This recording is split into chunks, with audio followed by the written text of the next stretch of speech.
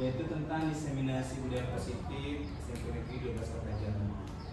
Kita langsung saja, tidak perlu banyak waktu, ya, karena Bapak Ibu juga pagi lagi sedang sibuk untuk mengajar.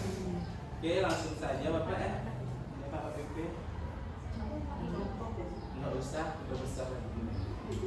Nah, aksi nyata diseminasi budaya positif ini adalah tugas saya di pendidikan guru penggerak, ya, di angkatan 10. Saya membuat presentasi ini untuk tugas diseminasi atau aksi nyata saya membagi praktik baik ke Bapak Ibu guru di SMP Negeri 12 Kota Jambi. Sekarang kita akan mulai.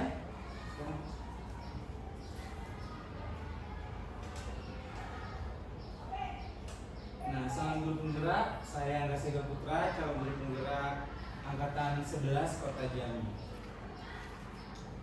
Nah, sebelum kita mulai, saya akan memberikan arahan dulu kepada Bapak Ibu untuk senyum selama 30 detik sebelumnya. Oke, kita akan mulai. Senyum yang lebar ya Bapak Ibu ya. 1, 2, 3, senyum. Iya, ada lagi Bapak Ibu. 30 detik. Iya. Oke, 10 detik lagi. Iya. Oke, terima kasih Bapak Ibu. Nah, kenapa saya memberikan Bapak senyum selama 30 detik agar aura-aura positif kita di hari pagi hari ini bisa merasuki ke tubuh dan otak kita hari ini ya. Oke, langsung saja. Kesepakatan forum diseminasi. Ya, yang pertama pernyataan saya pertama itu menghargai siapapun di dalam diskusi ini, kemudian menjadi pendengar yang baik. Berikutnya apalagi Bapak Ibu silakan pendapat Bapak Ibu kita masukin diskusi ini, kesepakatan di diskusi ini atau diseminasi ini. Fokus ya, boleh Pak Adi ketik fokus Pak Adi. Fokus. Karena kalau tidak ada fokus kita tidak bisa ini ya Bapak Ibu ya. Kemudian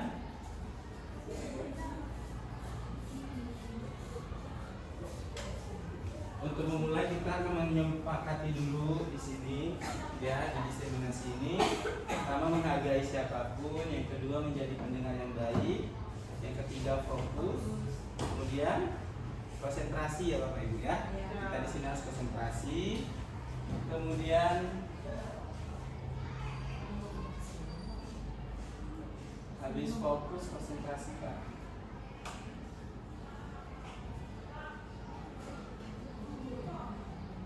Ya, setelah konsentrasi apalagi Bapak Ibu?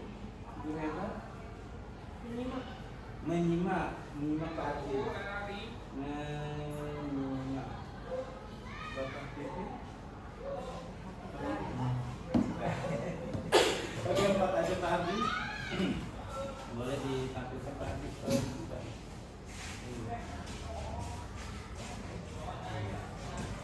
Oke, kalau sudah kita mendapatkan kesepakatan forum diseminasi ini, kita akan selanjutnya Pak Adi, kita akan mulai. Next. Nah, di sini kita akan mempelajari bahwa seorang guru yang baik harus memiliki kemampuan dalam mewujudkan budaya positif di sekolah. Di budaya positif ini tersebut dapat dijalankan dengan menerapkan konsep-konsep inti. Ya, ada 6 materi, yaitu 1 disiplin positif, kemudian yang kedua motivasi perilaku manusia, yang ketiga keyakinan sekolah atau kelas, keempat kebutuhan dasar manusia, kelima posisi kontrol restitusi, dan 6 segitiga restitusi. Nanti kita bahas satu persatu dari 6 konsep ini. Nah, pertama adalah disiplin positif. Disiplin positif di sini merupakan suatu cara penerapan disiplin yang mengajarkan anak-anak bertanggung jawab dan menumbuhkan kesadaran diri berdasarkan nilai-nilai kebajikan. Ya. Selanjutnya, disiplin positif ini lebih ke arah disiplin diri yang dapat mengontrol diri dalam melakukan segala tindakan yang ada pada diri siswa. Nah, disiplin diri dapat membuat murid memahami dan menyadari berdasarkan motivasi internal, bukan akibat paksaan, ujian ataupun hukuman. Jadi di sini murid itu kita ajak itu berpikir disiplin positif. Apa yang ada di kelas kita buat disiplin positifnya. Nah, di sini kita bahas tentang bahwa diri mereka itu jangan terlalu dipaksakan. Apa yang kita pengen seorang guru kita paksakan kepada anak murid, itu jangan. Tapi kita harus memberikan mereka disiplin positif. Nah, disiplin positif itu mengarah ke 6 karakter profil pelajar Pancasila.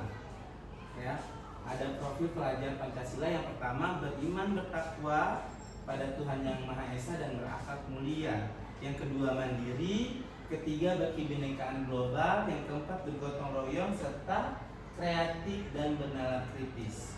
Nah, di sinilah profil pelajar Pancasila ini yang kita kembangkan di kelas-kelas nanti. Ya, kemudian Pak Ardi.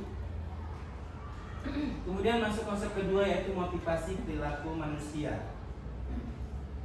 Motivasi perilaku manusia ini ada 3, yaitu untuk menghindari ketidaknyamanan atau hukuman kepada murid. Kemudian untuk mendapatkan imbalan atau penghargaan dari orang lain. Yang ketiga, untuk menjadi orang yang mereka inginkan dan menghargai diri sendiri dengan nilai-nilai yang mereka percaya. Nah, inilah 3 motivasi perilaku manusia. Yang pertama, dia menghindari yang namanya hukuman atau ketidaknyamanan. Kemudian mereka harus mendapatkan imbalan itu kepada anak murid, itu kebanyakan seperti itu, ya kan? Kemudian yang ketiga itu mereka ingin menghargai diri sendiri, ya. Kemudian nilai-nilai yang mereka percaya. Jadi yang pertama, menghindari ketidaknyamanan hukuman itu mereka tidak mau dihukum, mereka harus benar. Itu kalau murid, ya kan? Kemudian kita harus memberikan mereka imbalan atau penghargaan. Nah, itu untuk motivasi perilaku manusia. Itu ke anak-anak kita seperti itu. Lanjut Pak Ardi. Keyakinan sekolah, ya, konsep ketiga yaitu keyakinan sekolah atau kelas. Kita bahas di sini. Di setiap kelas itu kita harus memberikan keyakinan dulu, bukan peraturan ya Bapak Ibu, ya. Bukan peraturan yang kita buat, ya, guru yang membuat, kemudian murid yang melaksanakan, tidak. Tetapi kita di sini di dalam kelas kita membuat keyakinan kelas bersama anak-anak murid. Ya, jadi mereka yang membuat keyakinan, mereka yang melarang, mereka yang melanggar. Jadi kita tidak pengen memberikan peraturan harus ini harus itu, jangan, ya. Karena guru berperan dalam mewujudkan terbentuknya keyakinan sekolah atau kelas dengan adanya kesepakatan antara guru dan murid. Gitu. Next. Nah, yang kedua, keyakinan sekolah atau kelas berupa pernyataan-pernyataan universal yang mudah diingat dan dipahami dan harus diterapkan di lingkungan sekolah. Contohnya, dilarang membuang sampah. Dilarang itu kan universal, ya kan? Nah, jadi kita ganti kalimat yang positif. Apa? Buanglah sampah pada tempatnya, gitu. Kemudian jangan ribut. Nah, jangan itu kita ganti. Jadi diamlah di dalam kelas, seperti itu, ya. Next. Nah, ini contoh keyakinan kelas saya pada mata pelajaran informatika. Yang pertama itu ada menghormati, komunikasi, kehadiran, partisipasi, jujur, kemudian saling menghargai antar teman mereka, antar guru sama murid.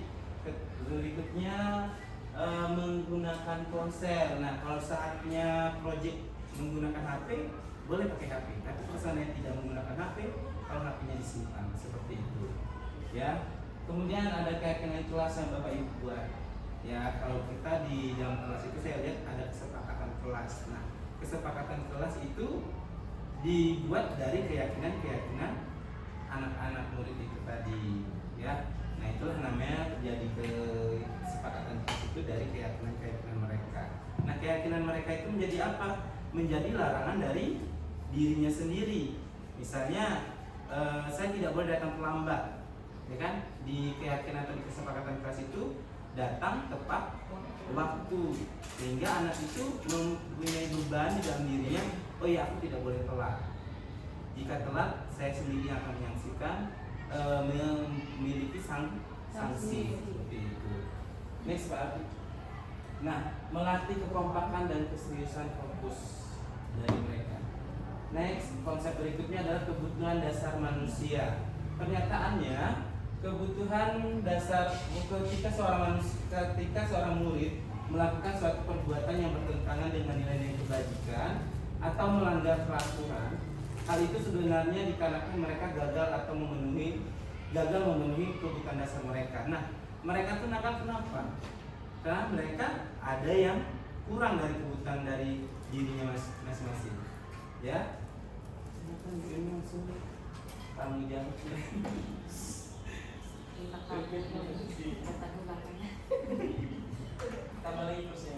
Nah, jadi pernyataan di sini ketika seorang murid melakukan suatu perbuatan atau bertentangan dengan nilai-nilai kebajikan, itu karena mereka ada faktornya.